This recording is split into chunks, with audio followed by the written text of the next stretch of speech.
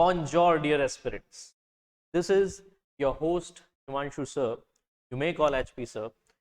We are looking good to start IPMAT Rohtak 2019 paper today. IPMAT Rohtak is one of the most aspired and appreciated paper after IPMAT Indore in India for a 5-year program in BBA MBA, right? And the marking scheme that you should directly know about is not less than +4, and the minus marking is -1. Total how many questions are there? So students, make sure यहाँ पर आपको already 120 questions face करने, 40 of maths, logical reasoning and English. English is the third section in 2019 paper. और इसमें आज हम जब 40 questions English के सॉल्व करेंगे तो रिमेंबर इनकी मार्किंग स्कीम है +4 -1. तो ओवरऑल अगर आप चेक करें तो आपको 120 इंटू 480 में से 480 मार्क्स मैक्सिमम में से कितने लाने हैं students? It should be somewhere around 255 to 260 के आसपास. मतलब जो ऑप्टिमम अटेम्प्ट होगा आपका आउट ऑफ 120, है ना, 40 के जो अटेम्प्ट्स हैं उसमें 120 में से ऑप्टिमम अटेम्प्ट आपके होने चाहिए 70 के आसपास दिस टाइम. तो whenever you are giving with increase competition 70 attempts में से याद रखें कि अगर इंग्लिश के अटेम्प्ट्स में से ऑप्टिमम आप मुझसे मांग रहे हैं तो 40 में से मिनिमम हम 30 डूएबल काउंट करते हैं. और बहुत इजी क्वेश्चंस भी हैं तो कुछ क्वेश्चंस टफ भी हैं. तो it's a moderate level difficulty paper BBA plus MBA के 5-year प्रोग्राम के लिए. Don't forget every year April में इसका लास्ट एप्लीकेशन डेट होता है. अप्रैल में you can have the last application date. May में you have the paper and June में शॉर्ट लिस्टिंग हो जाती है. सो बी अवेयर कि after 12th exam this is the golden target for you. Let's start this today itself. Okay. The first thing to see. What's the first things to see? Let's see. The first question to 40 question of English. We'll try to see each one of them one by one. And here is the first question. Speed वही रखेंगे जो paper में होनी चाहिए, but analysis भी साथ साथ चलेगा. Okay. Let's start. Abominate का meaning पूछा है आपसे या अपोजिट पूछा है, ऑपोजिट पूछा है. तो अबोमिनेट के लिए इतना याद रखिए कि जितने भी वर्ड्स, पहली बात तो अबॉलिश, अबैंडन, अभोर जैसे वर्ड्स हैं वो सारे नेगेटिव होते हैं. पहली बात तो ये याद रखना है. तो इसका मतलब ऑपोजिट तो कुछ पॉजिटिव चाहिए. पॉजिटिव चारों ऑप्शंस हैं, ग्रेटिफाई, एस्टीम, कंसोल और सपोर्ट. चारों ऑप्शंस पॉजिटिव हैं. अगर आपके लिए ये वर्ड थोड़ा सा नया है तो मैं समझाता हूँ उसका मीनिंग क्या है. अबोमिनेट का एग्जैक्ट मीनिंग भी चाहिए क्योंकि एग्जैक्ट मीनिंग से ही आप डायरेक्ट अपोजिट पकड़ पाओगे. इस क्वेश्चन में थोड़ा सा टफ क्वेश्चन माना जा सकता है. तो अबोमिनेट का एग्जैक्ट मीनिंग याद रखेंगे स्टूडेंट्स, हेट समवन. तो जस्ट अपोजिट क्या होगा? Love someone. If you want to hate someone and opposite is love someone, तो देख लेते हैं कि इसके ऑपोजिट्स वाला वर्ड जो है लव, वो कहां मिल रहा है. Try to answer that. Gratify का मतलब लिख लेना सेटिस्फाई, किसी को खुश करना, प्लीज करना. किसी को जी फॉर ग्रेटिफाई और जी फॉर ग्लैडन भी याद रख सकते. तो याद रखो, किसी को ग्रेटिट्यूड फील करवाना, प्लीज फील करवाने से उसको खुशी मिलती है. उसको प्यार करोगे तो रिजल्ट उसका खुशी जरूर हो सकता है, पर उसको सिर्फ खुशी ही देनी है तो ग्रेटिफाई बेस्ट आंसर होगा. तो इतना बुरा भी नहीं है पर इतना अच्छा भी नहीं. और देखते हैं, एस्टीम का मतलब किसी के लिए सेल्फ लव अगर होगा तो सेल्फ एस्टीम कहते हो उसको. तो एस्टीम के लिए मैं डायरेक्टली वर्ड याद रख सकता हूँ लव. अगर एस्टीम के लिए तुम ऑनर याद रखोगे, खुद की रिस्पेक्ट करता है, खुद को ऑनर करता है, तो अबोमिनेट भी तो हेट करते वक्त डिसऑनर ही कर रहा है किसी को. Right students? तो डिसऑनर का जस्ट अपोजिट ऑनर बैठा, हेट का जस्ट अपोजिट लव बैठा. कहां? B option. तो ए से बेटर है बी. कंसोल में हम किसी को सिंपथाइज करते हैं तो अपोजिट में क्या करेंगे? उसको एंटीपथाइज करेंगे, उसका दिल दुखाएंगे. तो अगर आप किसी को हर्ट कर रहे हो, क्या कर रहे हो? हर्ट. उसको एंटीपैथाइज हो चुका है और हर्ट करते ही उसका एंटोनिम अगर कंसोल में बैठता तो बात बनती. क्वेश्चन होता हर्ट तो आंसर होता कंसोल. क्वेश्चन होता सेटिस्फाई और प्लीज, है ना, सेटिस्फाई, प्लीज या ग्लैडन, तो अपोजिट हमको चाहिए किसी को वापस हर्ट करने वाला. ये इन दोनों का एंटोनिम बन सकता था, है ना. पर हमें क्या चाहिए? अबोमिनेट के हेट वाला एंटोनिम जिसका बेस्ट आंसर बैठ रहा है एस्टीम. सपोर्ट का जस्ट अपोजिट होता है स्टूडेंट्स अपोज. अगर अपोज जैसा कोई वर्ड होता तो शायद फाइट बैक से रिलेटेड अगर कोई भी क्वेश्चन आता तो हम सपोर्ट को टिक करते, है ना. फाइट बैक का अपोजिट सपोर्ट हो सकता है. एस्टीम के अलावा मुझे लग नहीं रहा इस क्वेश्चन में और कोई आंसर बैठेगा. That's how we got the right answer. एक क्वेश्चन और देखते हैं. Which one is that? The next question is abhor. लो, हेट के दो वर्ड एक साथ क्वेश्चन में आए हैं. ये भी हेट ही होता है स्टूडेंट. तो अभोर का अपोजिट देखने से पहले बताओ सिनोनिम क्या हो सकता है. सिनोनिम तो कोई दे ही नहीं रखा है. एंटोनिम देखते हैं. अभोर का अपोजिट वापस बताओ क्या था? लव. इसको याद कैसे रखोगे? अब और पढ़ना है sir. I Abor these studies, जिसको अब और कहना पड़े, राइट? तो ये हेट है तो अपोजिट क्या होगा? Greatly admire. इससे इजी क्वेश्चन नहीं हो सकता.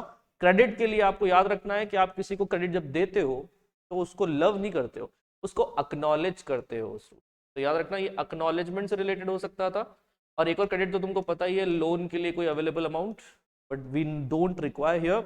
And that's how we jump on to question number 3. चलो आगे बढ़ते हैं.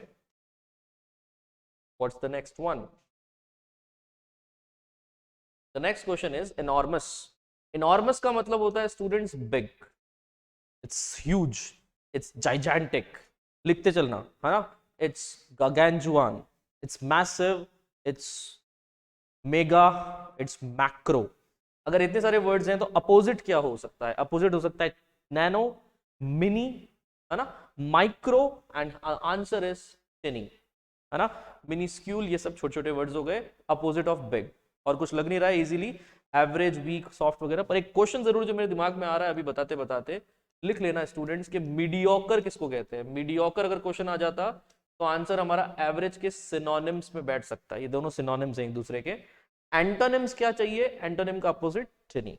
इजी था, it was bit easy. Next question देखते हैं. इम्प्रॉम्प्टू का आपको क्या पूछा है स्टूडेंट्स? ऑपोजिट. तो इम्प्रॉम्प्टू एक फॉरेन वर्ड है which directly should be taking care of. प्रॉम्प्टू का मतलब याद रखना. प्रॉम्प्टू मतलब आपको प्रॉम्प्ट करोगे ना तो आपकी प्रिपरेशन पूरी कंप्लीट है. तभी तुम टीचर्स को प्रॉम्प्ट करते हो. बदमाश लड़के और लड़कियां, आप प्रॉम्प्ट कब करते हो टीचर्स को? सर ये होगा, आंसर ये होगा, सर से भी पहले बता देते हो. जब आपकी प्रिपरेशन पूरी होती है. इम्प्रॉम्प्टू मतलब विदाउट प्रिपरेशन. प्रिपरेशन ही नहीं होगी स्टूडेंट. इम्प्रॉम्प्टू करोगे. और विदाउट प्रिपरेशन को तो हम एक्सटेम्पोर भी कहते हैं, है ना. एक्सटेम्पोर के अलावा हम लोग याद रखेंगे कि ग्रीक वर्ड और है एडलिब. ये भी याद रखना, है ना. ये सारे वर्ड्स आपको कहीं ना कहीं डायरेक्टली विदाउट प्रिपरेशन के लिए याद रखने हैं. ऑपोजिट, हाँ, या सिनोनिम. मीनिंग चाहिए ना अपने को. मीनिंग मतलब सिनोनिम. तो सिनोनिम हमारा बेस्ट आंसर बैठ रहा है कि जो विदाउट प्रिपरेशन होगा वो अनरियल नहीं, ऑफ हैंड होगा. ऑफ हैंड का मतलब हाथों हाथ, ऑन द स्पॉट, अभी किया अभी खत्म. That's how you got the answer of question number 4. The next question was 5, that is raised. अब raised आपको याद रखना है जब पुअर क्लास के लिए आप बोलते हो ओ कितनी बुरी हालत हो गई इनकी, बेचारे. तो raised का मतलब होता है पैथेटिक. पैथेटिक कंडीशन को क्या मिजरेबल भी कहते हैं स्टूडेंट्स. और मिजरेबल और पैथेटिक कंडीशन के साथ साथ एक चीज और याद रखना, ये पिटीफुल भी होता है because it invokes pity inside deep inside your heart. So if something is pathetic, miserable, where is the right answer? Foolish is not pathetic. दया किस पे आ रही है? Strained is just tensed. Strained is थोड़ा सा खिंचा हुआ है, टाइट है. और टाइट मूड या टेंस्ड मूड में सैड मूड जैसी कोई बात है, हमको डायरेक्ट बेचारे वाली फीलिंग आ रही है पुअर में. तो poor is not only less rich, it's also बेचारा. बोलते ना poor guy got broken his heart quite a lot of times. That's poor. And insane is crazy. Insane is पागल, मैड. तो हमको ये वाला आंसर भी नहीं चाहिए. बात तो सही है कि हर इंसान is insane, but we don't need this much insanity कि आंसर ये टिक करते. बेचारे का best answer A option. Yes sir no? Next question. Next question देखने से पहले 6th क्वेश्चन देखते हैं. इरानियस. इरानियस वर्ड से रिलेटेड अगर कोई भी मीनिंग निकालना हो तो एरर लाइक याद रखो. इरानियस में एरर वाली फीलिंग आ रही है स्टूडेंट्स, तो ये एरर लाइक है, मतलब गलती तो इसमें होती ही है. It's kind of a bug. It's kind of erroneous attempt towards something is a wrong attempt towards it. तो आपको रॉन्ग का सिनोनिम ढूंढना है. कहां दिख रहा है? कंफ्यूज्ड, डिग्रेसिव और इम्पेनेट्रेबल और इनकरेक्ट में. कंफ्यूज तो साफ गलत है, वो तो कॉम्प्लेक्स सिचुएशन के लिए होता है. रॉन्ग वाला आंसर तो एक ही बैठा, दैट इज इनकरेक्ट. तो बचे हुए दो क्या लिखेंगे सर? उसके मीनिंग्स भी लिख लेना. डिग्रेसिव और एक होता है regressive. Regressive is pushing back, regressive is resisting, और डिग्रेसिव इज सीधे सीधे चलते चलते डाइवर्ट हो गए, दिस इज कॉल्ड डिग्रेसी। तो आप लोग इसका चाहो तो डाइवर्सिव भी लिख सकते हो, डाइग्रेसिव और डाइवर्सिव या डेविएंट। क्या ये हमारे इनकरेक्ट वाले वर्ड में बैठ जाएगा? Not so. और इम्पेनेट्रेबल मतलब जिसको पेनिट्रेट नहीं कर सकते, जिसको तोड़ नहीं सकते। अनब्रेकेबल भी कह सकते हो, वो ब्रेक नहीं कर सकते। कुल मिलाकर पेनिट्रेट करना याद रख लो आप, तो पेनिट्रेट मतलब उसके अंदर से होता हुआ निकल जाए, इम्पेनेट्रेबल पेनिट्रेट ही नहीं कर सकते, ऐसे याद रह जाएगा। तो that's how we got invincible और अनडिफीटेबल, इसके दूर के सिनोनिम्स बन सकते हैं, क्योंकि उसको कोई जीत नहीं सकता, हरा नहीं सकता, तो वो भी इनविंसिबल। एक और याद रखो, बहुत स्ट्रांग होता है, अनडिफीटेबल जैसा होता है। तो ये सारे वर्ड्स एक साथ याद रह जाएंगे, पर हमारा आंसर तो करेक्ट है। Got it? नेक्स्ट क्वेश्चन देखते हैं, क्वेश्चन नंबर 7। ये आ गया हमारा पैसेज। पैसेजेस सारे मैं एक्जैक्टली आपको पार्ट 2 में ले लूंगा। पहले हम क्विक क्वेश्चन सॉल्व कर रहे हैं। मैंने बताया ना आपको 40 में से जो हमको 30 टारगेट करने हैं डुएबल, उन क्विक क्वेश्चंस में से पैसेजेस ये इजी वाले हम लोग टफ वाले के साथ ही ले लेंगे। तो पैसेजेस पार्ट 2 में, स्मॉल क्वेश्चंस पार्ट 1 में। तो this is his appearance is unsmiling, पर डैश देखते समझ जाओ आपको यहाँ पे which can complete the incomplete statement को फिल करना है। कौन फिल करेगा स्टूडेंट्स? अपीयरेंस अनस्माइलिंग है, लेकिन बट करके उल्टा निकालना है, तो नेगेटिव की जगह हमको क्या चाहिए? पॉजिटिव। चारों पढ़ोगे तो his heart is full of compassion, मिल गया आंसर इतना easily. He looks very serious, no, he people are afraid of him and he is uncompromising, not at all. The answer should be easiest of A option. Easy था students. Question number 11th के बाद 12th देखें अगर, तो question ये था कि to help the company attain its goal of enhancing profit, all the employees, क्या करना है? एनहांसिंग प्रॉफिट के लिए सारे एम्प्लॉइज को क्या करना पड़ेगा? Urge the management to grant paid leave. Paid leave से तो और लॉस करवाओगे। अगर आपको हेल्प करना है कंपनी को प्रॉफिट अटेन करने के लिए, तो पेड लीव नहीं लोगे आप, वरना तो और लॉस हो जाएगा। आप लोग घर पे बैठे बैठे पैसे लोगे छुट्टी के, पेड लीव में पैसा भी मिलता है, छुट्टी भी मिलती है, which is not correct. Appeal the management to implement the new welfare schemes. अब वेलफेयर स्कीम्स में आपका ही फायदा है, एम्प्लॉय को वेलफेयर स्कीम्स मिलेगी, जैसे लो इंटरेस्ट रेट्स पे आपको अच्छा लोन मिल जाए, है ना। वेलफेयर स्कीम्स में आपका इंश्योरेंस करवा दिया जाए कंपनी के द्वारा, तो ये तो कंपनी के लिए और लॉस वाला बेनिफिट है, ये भी लॉस वाली बात है। प्रॉफिट कौन करवा रहा है? वॉलंटियरली ऑफर्ड वर्क, हाँ ये कुछ काम की बात हो रही है, और इसमें भी यही लिखा हुआ है, voluntarily offered to render additional services. और या एडिशनल सर्विसेज के बदले में क्या चाहिए? Lucrative compensation. No no no, ये लॉस हो जाएगा वापस। ल्यूक्रेटिव का मतलब ग्रीडी, जो पैसे मांग कर कंपनसेशन ले रहा है ओवर टाइम के लिए, तो वो तो कंपनी के लिए कोई लूज और विन जैसी सिचुएशन तो नहीं है, न्यूट्रल सिचुएशन बना देगा। मतलब काम कर रहा है पर पैसा भी तो ले रहा है। The last one is in lieu of nothing. In lieu of मतलब in favor of nothing. The answer is D option. That's how we got it. It was not so tough but tricky. The next question, students. Manners and dash of the novo rich is a recurrent dash in the literature. तो novo rich कौन होता है? ये एक foreign word है, remember, directly काम आता है इंग्लिश में। जो नया नया रिच हुआ है, नए नए पैसे आए हैं, नए नए पर लगे हैं, उसके पैसा एकदम से आ जाता है ना, तो उसको नोवो रिच कहते हैं। स्टेप बाय स्टेप आता है, तो आप में तरीके होते हैं, आई थिंक आपके अंदर सिविलाइजेशन होती है, पर जब आप एकदम से रिच बन जाते हो तो आपके अंदर रिच वाले मैनर्स नहीं आ पाते। तो क्या कह रहा है? द मैनर्स एंड स्टाइल, तो मैनर्स वाला ही वर्ड हो गया। मॉरल्स, और मॉरल्स भी मैनर्स वाला ही वर्ड हो गया। तो क्या हम ऐसा लिख सकते हैं, the manners and the morals of the new rich? इससे अच्छा आंसर है हमारे पास वेल्थ। एक तो उसके manners, instead of repeating the manners के सिनोनिम्स हमने रिपीट कर दिया एक नया वर्ड, दैट इज वेल्थ। तो बात याद रखनी है कि अगर एंड आ जाता है तो लेफ्ट हैंड साइड पॉजिटिव है, तो राइट हैंड साइड भी क्या आएगा? पॉजिटिव। पर सिनोनिम मत लगा देना, सिनोनिम की जगह कुछ वैरायटी मिल रही है हमको, वेल्थ। ए ऑप्शन सही लगा। बी ऑप्शन के हिसाब से देखा जाए तो मोटिव भी एक रिकरेंट थीम ही होती है, जो बार बार रिपीट होती है, रिपीटिंग पैटर्न होता है एक, जो थीम की तरह रिपीट होता है। ये सारे वर्ड्स फिट हो रहे हैं, तो आई डोंट केयर कि सेकंड वाले प्रॉब्लम में क्या है। सेकंड वाला ऑप्शन में तो is a recurrent theme, pattern, theme, story सब फिट हो रहे हैं। फर्स्ट वाले में गलती क्या थी कि मॉरल, स्टाइल और वेल्थ के हिसाब से बेस्ट आंसर था वेल्थ। तो the answer overall C option. ऐसे करना था स्टूडेंट। आपको मैनर्स के साथ सेम मैनर्स वाले वर्ड की जगह वेल्थ मिल रहा है, तो न्यू रिच के पास नई नई जो वेल्थ आती है उससे वो उसको रिकरेंट थीम बना दिया जाता है। एंड ऑलमोस्ट न्यू लिटरेचर, सारे लिटरेचर में आजकल यही थीम चल रहा है। ये था क्वेश्चन, ये था आंसर। राइट? अब देखते हैं नेक्स्ट क्वेश्चन क्या है. Okay, para jumbles. Para jumbles जितने टफ लगते हैं स्टूडेंट्स फर्स्ट लुक में, उतने होते नहीं है. देखिएगा अभी थोड़ी सी ट्रिक्स बताऊंगा, इजी लगेंगे. The future beckons to us. Beckons का मतलब याद रखेंगे वेविंग हैंड. यस, तो अगर कोई आपकी तरफ ऐसे इशारा करे, hey how are you, please come come, this is called beckons. तो the future beckons to us, वो हमको बुलाता है, तो हमको जाने के लिए करना क्या है? In fact we have hard work ahead, ये बोलना है.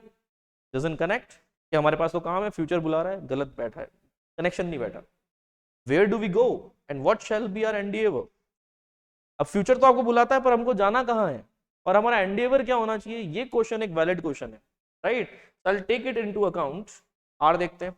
We should also have to fight and and poverty. हमको ऑल्सो मतलब ये भी करना है. तो अगर तुमको पता लग जाए पहले कि ये करना है, तो हम बोलेंगे ये भी करना है. और देखते हैं. It will be to bring freedom and opportunity to the common man. Freedom opportunity लेकर आनी है किसके लिए? कॉमन मैन के लिए. Don't you think this is task number 1, जिसमें ऑल्सो लगाकर हम बोल सकते हैं टास्क नंबर 2. फ्यूचर में ये सब करना है. और क्वेश्चन किसने बनाया था? क्यू ने. तो क्यू पूछे कि हमको करना क्या है, एस बता रहा है हमको ये करना है कि फ्रीडम और अपॉर्चुनिटी लानी है. आंसर. और फिर उसमें ऐड कर दो ऑल्सो का तड़का, आर में बैठ जाएगा. तो फिर सर वो इनफैक्ट वाली लाइन, सिक्स्थ क्वेश्चन क्या था कि कोई रेजिस्टिंग नहीं है हमारे लिए जब तक हमको रिडीम नहीं करनी पड़े अपॉर्चुनिटी. तो कोई रेजिस्टिंग नहीं है मतलब क्या? यही तो वो है हार्डवर्क तो लास्ट में अचीव करना है. बस आंसर इज हम लोगों को पी लास्ट में लगाना पड़ेगा सिक्स्थ के साथ, और फर्स्ट के साथ बैठ रहा है Q option. Where is that? QSPR. QSRP, my mistake. The answer is C. Easy था स्टूडेंट्स. सिर्फ Q और S को भी देखोगे तो आंसर मिल जाएगा. ठीक है. नेक्स्ट क्वेश्चन क्या था? I had halted on the road. तो ये तो रुक गए भाई साहब. हॉल्टेड ऑन द रोड मतलब स्टॉप्ड ऑन द रोड. ये रोड पर रुक गए.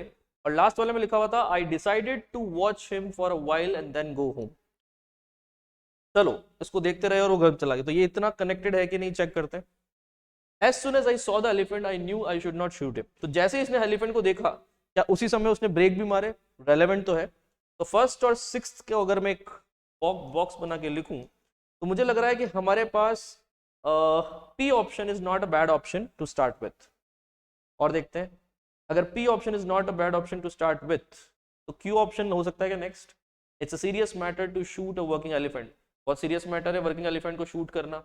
शायद यही तो उसको पता था कि I knew I should not shoot him, क्योंकि it's a serious matter to shoot a working elephant.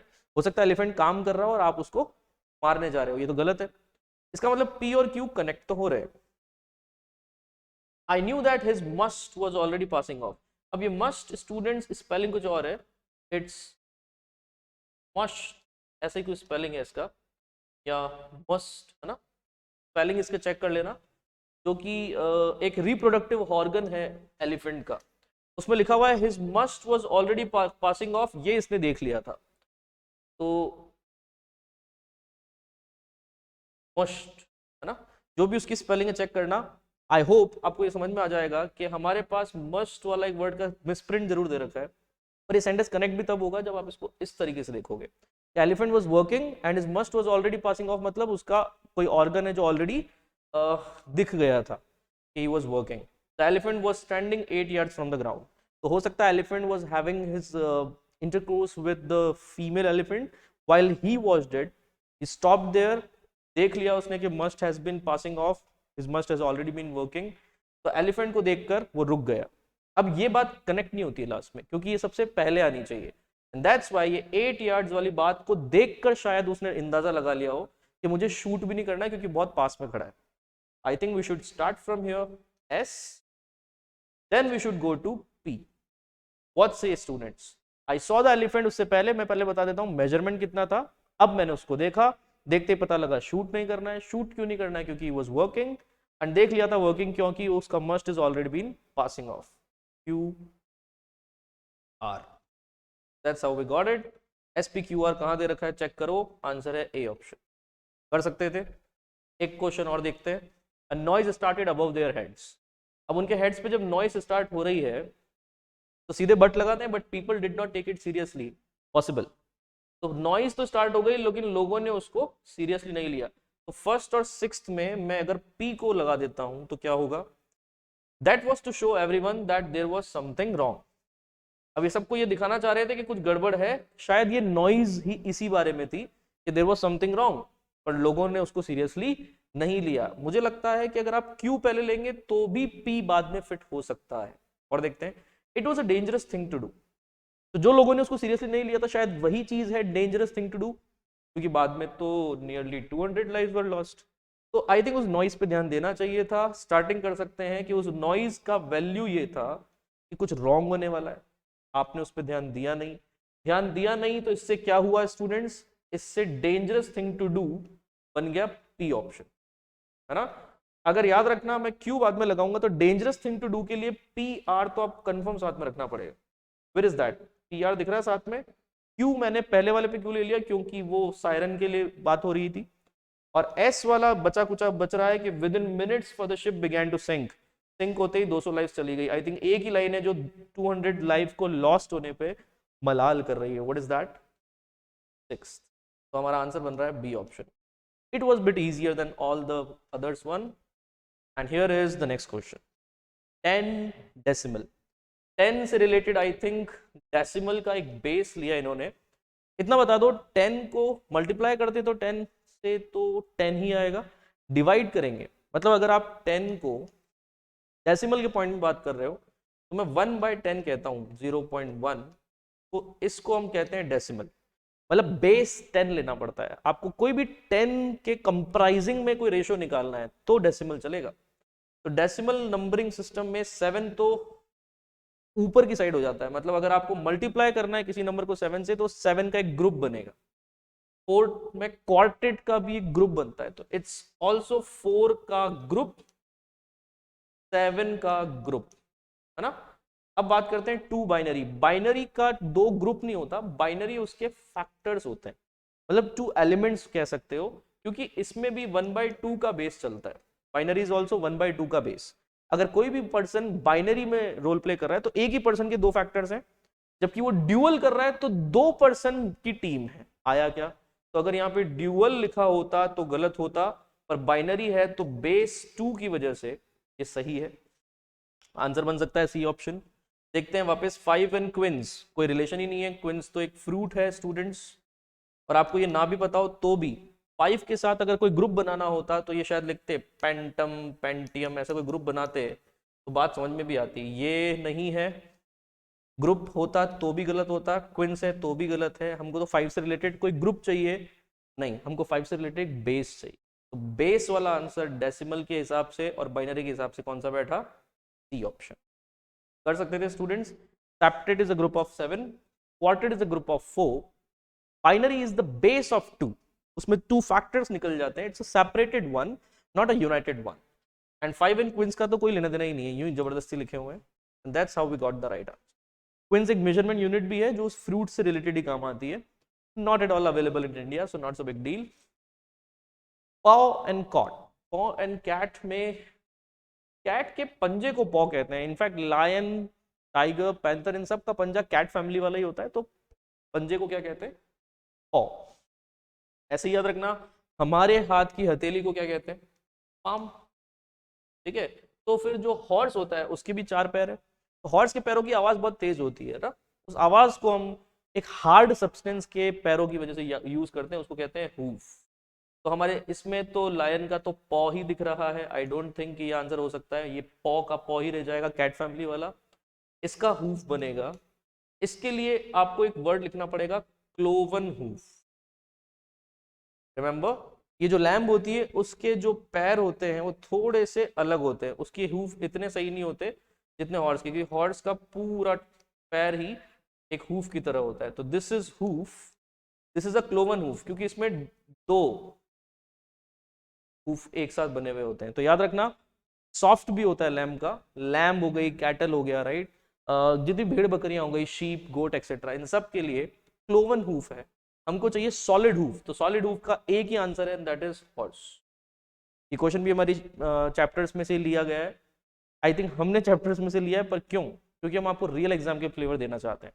तो रेगुलर क्लासेस में ये क्वेश्चन आ चुका है हमारे क्लास में, और देखो आज पेपर में भी आ गया। To make clean breast of, तो क्लीन ब्रेस्ट ऑफ बनाने के लिए दो ईडियम्स याद रखना, ये ईडियम का आपको मीनिंग निकालना है।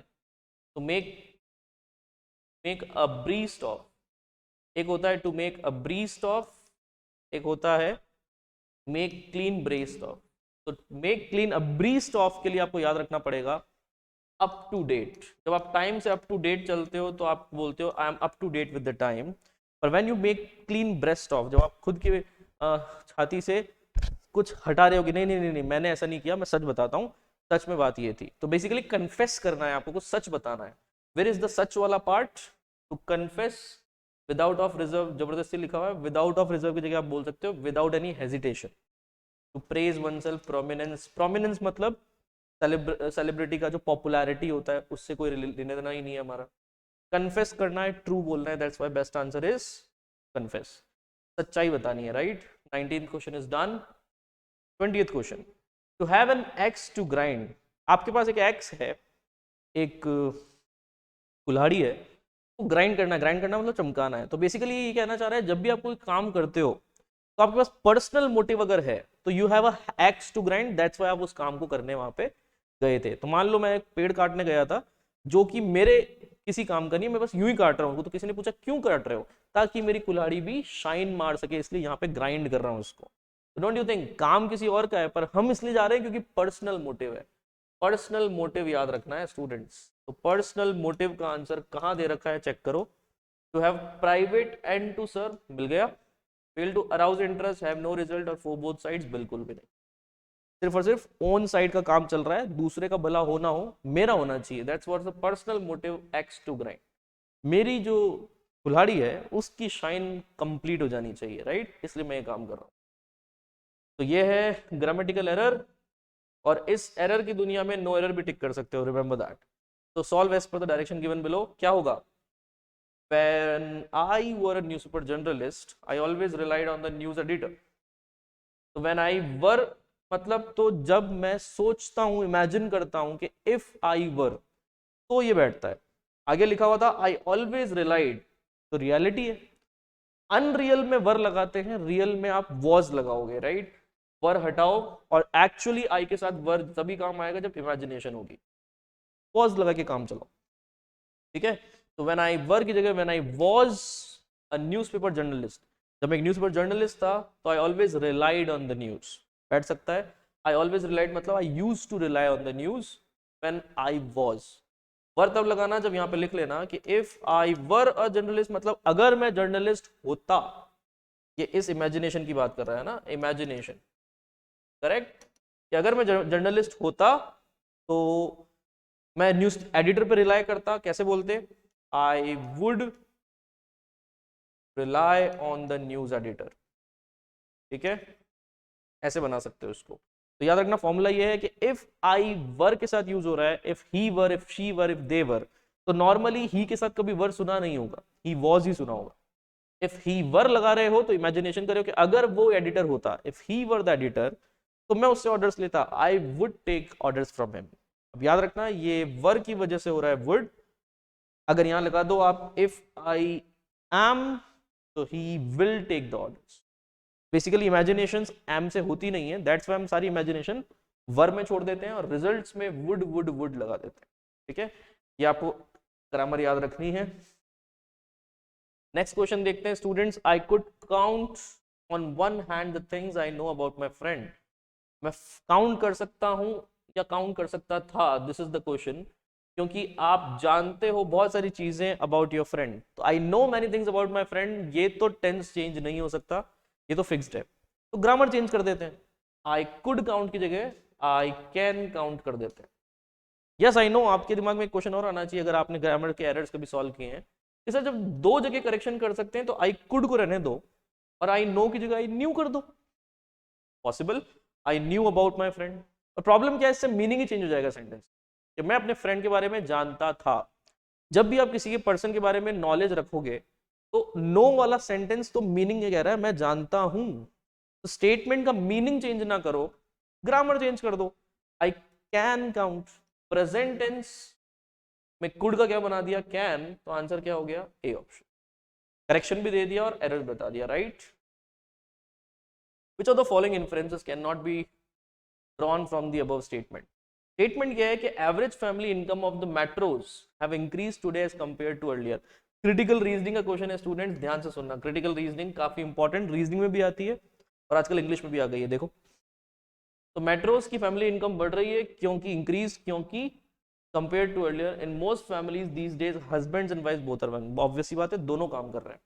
विच ऑफ द इन्फ्रेंसेस, कौन सा इन्फ्रेंस निकाल सकते हो जो नहीं निकाल सकते, sorry can not be drawn बताना है।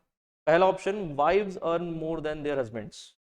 कहाँ लिखा हुआ है इस स्टेटमेंट में? कहाँ लिखा हुआ है कि वाइव्स अपने हस्बैंड से ज्यादा कमा रही है इसलिए दोनों फैमिली इनकम बढ़ रही है? गलत है। तो आई थिंक पहला ही आंसर मुझे नो वाला मिल गया। It was less prevalent for spouse to work earlier, बात तो सही है। स्पाउस मतलब पार्टनर, तो पहले ये कम चलता था कि स्पाउस साथ में काम करे, पर आजकल खूब चलता है। Family income level was lower a few years ago. हाँ, फैमिली इनकम लेवल थोड़ी सी कम थी पहले, ये बात तो सत्य है। And more husbands and wifes are working today as compare to last few years, बात सही है। ज्यादा लोग काम कर रहे हैं तभी तो फैमिली इनकम दोनों की एक साथ बढ़ रही है। एंड दैट्स हाउ, ये तीन हो गए यस, ये हो गया नो, आंसर चाहिए था नो। बैठ सकता था स्टूडेंट्स। 24 देखते हैं क्या बोलना चाह रहा है। Should powerful nations attack relatively weaker nations which pose probable danger to world peace? Powerful nations को क्या उन nations पर अटैक कर देना चाहिए जो रिलेटिवली वीकर है? पहली बात, हाँ ऑब्वियस सी बात है, वो वीकर होंगे तभी तो अटैक करेंगे उन पे, है ना। लेकिन विच पोज प्रोबेबल डेंजर, अटैक करना क्यों है? क्योंकि वो डेंजर है वर्ल्ड पीस के लिए। तो मान लीजिए कोई छोटा सा कंट्री जैसे श्रीलंका, अगर उसने इंडिया के खिलाफ कोई टेररिस्ट एक्टिविटी शुरू कर दी तो इंडिया को सीधे उस वीकर नेशन पे अटैक कर देना चाहिए। आर्ग्यूमेंट है यस, वॉर इज जस्टिफाइड, बात एकदम जस्टिफाइड है, क्योंकि noble purpose of peace keeping के लिए वॉर्स आर जस्टिफाइड। अगर पीस कीपिंग चाहिए कहीं पे, श्रीलंका में शांति चाहिए, तो ये काम करना पड़ेगा इंडिया को, वॉर तो करना पड़ेगा। दूसरा कह रहा है no, war violence should never be resorted to. War पे कभी रिजॉर्ट नहीं करना है, वॉर पे कभी विश्वास नहीं करना है। आपको अगर जाना है किसी रास्ते से श्रीलंका के टेररिज्म को मिटाने के लिए, तो उसके तरीके और भी हैं, नॉन वॉर मेथड्स। आप सैंक्शंस लगा दो उस पर। आपको पता ही होगा ईरान पर सैंक्शंस लगाए थे काफी सारे अमेरिका ने, जब उसको लगा कि ये न्यूक्लियर डील्स कर रहा है और मेरी परमिशन के बिना कर रहा है। तो स्ट्रॉन्गर कंट्री के तौर पे वो ईरान पर अटैक कर सकते थे, पर ईरान पर उन्होंने क्या किया, सैंक्शंस लगा दिए, उसके रेस्ट्रिक्शंस लगा दिए कि वो किसी और से डील ना कर पाए। और ऐसे इकोनॉमिकल सैंक्शन से ऑटोमेटिकली उसको ये चीजें सही करनी पड़ी। तो ऐसे बना सकते हो ना कि war is never answer to a problem, and that's how argument 2 is the only valid answer of this question. Critical reasoning minded. Fill in the blanks चाहिए। Dash is the most important city of the country. लो, capitol और capital के अलावा कुछ बैठ ही नहीं रहा है इसमें। Capitalization is not important city at all, और कैपिटल जैसा कोई वर्ड नहीं होता। कैपिटोल और कैपिटल में ये है मेन सिटी या मेन पॉइंट और मेन प्लेस, आई थिंक ये बैठ सकता है। लेकिन एक और है कैपिटोल, जो होती है मेन बिल्डिंग। ये सिटी को नहीं कहते हैं, किसको कहते हैं, बिल्डिंग को। तो parliament is a capital. United states में एक अटैक हुआ था अभी ट्रम्प सपोर्टर्स के द्वारा जब वो इलेक्शन हार गए थे, तो that was a capital attack, not capital attack. Washington DC पे अटैक नहीं था, अटैक था पार्लियामेंट की बिल्डिंग के अंदर घुस गए थे पुलिस को मार के, राइट। काफी सारे लोग कहते हैं the police was itself involved, that's a matter of investigation, but capital and capital का आंसर होना चाहिए स्टूडेंट्स कैपिटल, आपको सिटी चाहिए। quite a easy question, easy answer। Distance का एक्सप्रेस करने सबसे easy question, that's why I was saying it's a moderately difficult paper, और moderate से भी कम, क्योंकि बहुत इजी क्वेश्चंस भी हैं। डिस्टेंस का कौन सा है, फादर तो बिल्कुल भी नहीं है, फर्दर जैसा कोई वर्ड नहीं होता, फर्दर उसके आगे आगे जाता है, मोरओवर जैसा। फर्दर मतलब मोरओवर, एक बात और, इन एडिशन टू जैसा है। तो फर्दर भी एक कंजंक्शन है, जैसे I am speaking further you are listening. तो farther is the best option, क्योंकि सेकंड डिग्री है किसका, फार का। My home is far but your home is farther than mine, तो answer is A option, right.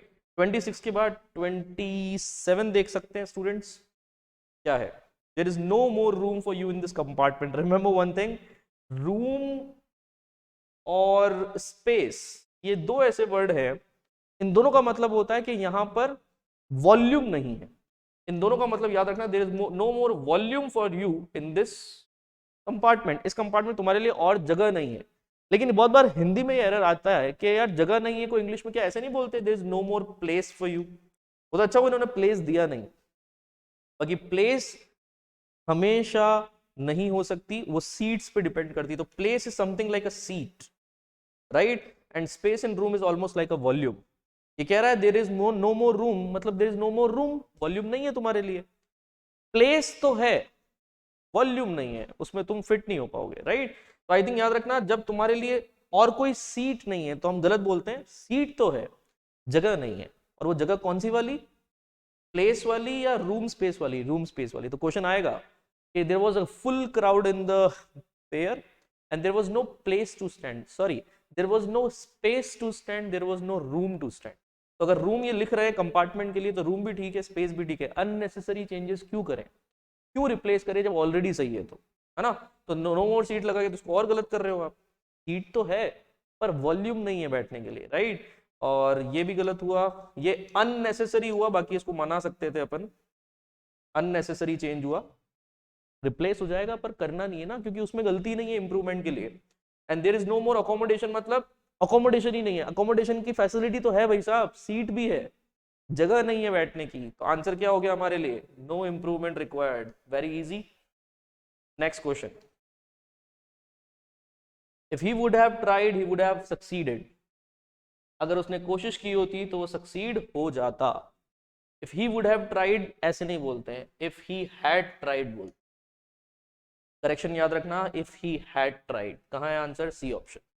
ये है third degree conditionals, और third degree conditional students formula wise याद रखोगे कि अगर इफ के साथ आप कोई सा भी सब्जेक्ट लगाकर बता देते हो कि पास परफेक्ट में हैड प्लस V3 का कनेक्शन है, तो रिजल्ट्स में आएगा would have, could have V3, है ना। वुड हैव, कुड हैव, कुछ भी आ सकता है, माइट हैव भी आ सकता है, और साथ में क्या चलेगा, वर्ब का थर्ड फॉर्म। याद कैसे रखोगे, if you had come in time we would have played a cricket match, पर ना तुम टाइम पे आ सके ना हम खेल पाए। तो ये अनफुलफिल्ड पास्ट के लिए होता है कि इफ ही हैड ट्राइड, अगर उसने कोशिश की होती तो ही वुड हैव, वो जीत चुका होता। इस परफेक्ट कंडीशन के लिए दोनों तरफ परफेक्ट लगाना है, पास्ट परफेक्ट इधर तो उधर मॉडल परफेक्ट, मॉडल का कोई परफेक्ट सेंस। वॉज इज कुछ नहीं चाहिए, सिर्फ हैड ट्राइड लगाओ, पास्ट ऑफ पास्ट में कंडीशन बनाओ और रिजल्ट आ जाएगा मॉडल पास्ट में, ऐसे लगा सकते हो, राइट। तो कंडीशनल्स पे एक और क्वेश्चन अभी हमने देखा था वर वाला, इतना याद रखना, अगर इफ के साथ कंडीशन फर्स्ट फॉर्म में है तो रिजल्ट विल के साथ चलेंगे, if you win it we will celebrate, याद हो जाएगा, वी विल सेलिब्रेट। ये फॉर्मूला याद रखना है, ये फर्स्ट कंडीशनल है। सेकंड कंडीशनल होता है कि अगर आपको if you won it we would celebrate, तुम जीतते तो हम सेलिब्रेट करते, तुम जीतते हो तो हम सेलिब्रेट करेंगे, फर्स्ट कंडीशनल। दूसरा, तुम जीतते हम सेलिब्रेट करते। The last one is if you had won the game, तुम जीत चुके होते तो हम सेलिब्रेट भी कर चुके होते, वी वुड हैव सेलिब्रेटेड। ये थर्ड फॉर्म। ये फॉर्मूला बहुत जरूरी है, लिख लेना, काम आता है बार बार, ऐसी चीजें लिख लेकर याद हो जाती है। 29 वॉज एप्रोप्रिएट का आपको क्या चाहिए स्टूडेंट्स, कॉन्फ्लेट वाला वर्ड चाहिए। अच्छा वर्ड याद रखेंगे, इन्फ्लेट से आप हवा भरते हो बलून के अंदर तो वो फूल जाता है, डिफ्लेट से उसमें से हवा निकल जाती है। तो इन्फ्लेट से प्राइस बढ़ती है इन्फ्लेशन, डिफ्लेशन से प्राइस डाउन होती है। कॉन्फ्लेट क्या होगा, कॉन का मतलब याद रखो, कॉन, को एंड कॉम, ये तीनों होते हैं टुगेदर। तीनों क्या होते हैं स्टूडेंट्स, टुगेदर। तो जब भी कोई चीजें साथ में काम कर रही है, को, कॉन एंड कॉम, तो टुगेदर चलता है। तो ना तो इन्फ्लेट करना है ना डिफ्लेट करना है, कॉन्फ्लेट करना है, दोनों को एक साथ कुछ भरना है उसमें। तो चेक करते हैं, I was able to conflate the two processes, मिला इनटू वन, ये बैठ रखा है आंसर, दो चीजों को एक साथ काम कर रहा है, blending it down into a solid formula. बैठ सकता है स्टूडेंट्स, ये एप्रोप्रिएट यूज है हमारे लिए। निकालना क्या था आपको, यूसेज विच इज करेक्ट, मिल गया वर्ड यूसेज करेक्ट। अब इसमें तीन क्वेश्चंस में कॉन्फ्लिक्ट के तीन अलग अलग यूसेज दे रखे हैं, तो चेक करते हैं सेकंड यूसेज सही है क्या। Bag is divided into conflate compartments. बताओ, जब कोई चीज डिवाइड होती है तो कॉन्फ्लेट नहीं होता, कॉन्फ्लेट यूनाइटेड में होता है। Bag is divided conflate compartment में कोई गलत मीनिंग यूज हो रहा है इसका। The dogs started to snarl at each other, dog एक दूसरे को ग्रोल करने लग गए, स्नार्ल करने लग गए, एक दूसरे पे गुस्सा कर रहे थे, ग्रम्बल ग्रोल कर रहे थे, राइट। तो I had to conflict them, और इसलिए मुझे उनको भगाना पड़ा। अब कॉन्फ्लेट देम मतलब उन दोनों को पकड़ के एक साथ कर दिया या भगा दिया, भगा दिया। तो कॉन्फ्लेक्ट इसमें भी गलत बैठ रहा है, तो आंसर कहां है? Only one. Yup, if this is the right answer, what should you think about rare? Rare का सही यूज पकड़ो। The coin was a rare edition. Coin was a rare edition मतलब बहुत ही वल्नरेबल एडिशन, जो मिल ही नहीं रहा है, बहुत इजीली जो एक्सटिंक्ट हो सकता है, उसको रेयर स्पीशीज ही कहते हैं। तो ये कॉइन भी बहुत ही रेयर था, मतलब not easily found. Not easily found मतलब एक और ऑप्शन देते हैं, diagnosed with a rare form of bone cancer. Bone cancer का ऐसा कैंसर आज तक किसी ने नहीं देखा, तो रेयर फॉर्म भी बैठ रहा है। थर्ड देखते हैं, ये भी सही है, ये भी सही है। Standing in the rear of the long line, rare नहीं, यहाँ पे क्वेश्चन होना चाहिए था rear of the long line, तो सही होता। और पर वो रेयर का यूज नहीं होता। रेयर का मतलब बैक ऑफ द लाइन, जो कि हमारे लिए आंसर नहीं है, आंसर है ओनली 1 and 2। बैठ गया, खत्म। So till here we have completed part 1 of IPMAT 2019 paper. All the best for your paper if you are trying to achieve the same one, or just keep learning through these kind of paper discussions. We will be back with more videos, part 2 having passages of this paper, question number 31 to 40 and एक previous एक passage और गया था, वो सारे passages एक साथ discuss करेंगे पार्ट 2 में। Till then take care, bye bye. Himanshu Parihar signing off, thank you.